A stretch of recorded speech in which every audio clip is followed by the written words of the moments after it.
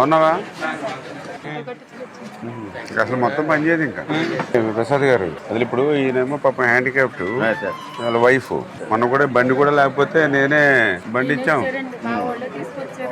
దురదృష్టం ఏంటంటే వీళ్ళకి 2 అబ్బాయిలు.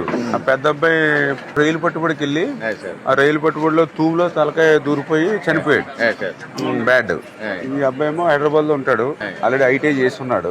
షిఫ్ట్ ఆపరేటర్ కింద ట్రై చేస్తే 10 లక్షలు పైన అడుగుతూ ఉన్నారని అంటే అప్పుడు నేను చెప్పాను 10 లక్షలు కాదమ్మా, 10 రూపాయలు కూడా మీరు ఇవ్వక్కర్లేకుండా ఫ్రీగా మీ అబ్బాయికి ఉద్యోగం ఇచ్చే బాధ్యత నాది, మీరు ధైర్యంగా ఉండండి, మీ 2వ అబ్బాయి కదా ఉద్యోగం ఇస్తామని చెప్పాను. రేపు ఇప్పుడు 20,000 రూపాయలు వస్తుంది జీతం. అది తెలిసిన రేపు 24-28 వేలు అవుతుంది. కూడా 8 అవర్స్ ఎంతో డ్యూటీ. అది అక్కడ దూరం కూడా వెళ్ళలేదు. మన పాలకులు తిట్టుకోలేని ఆ ఉద్యోగం వచ్చాక కుర్రోడు కూడా పెళ్లి అయిపోద్ది. ఇంకా కుర్రోడు పెళ్లి పడుసులు ఇప్పుడు అందుకనే మీ బాధ చూసే నేను చెప్పాను. జాగ్రత్తగా చేసుకోకు, జాగ్రత్తగా టైంగా అది వచ్చి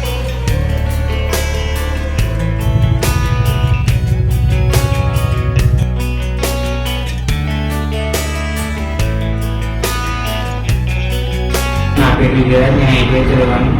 మార్కెటింగ్లో చాలా ఇబ్బందిగా ఉన్నప్పుడు రామయ్య కలిసాను. నేను సబ్ స్టేషన్లో చేయడం కోసం 10 లక్షలు అడిగారని రామయ్య గారికి తెలియజేశాను.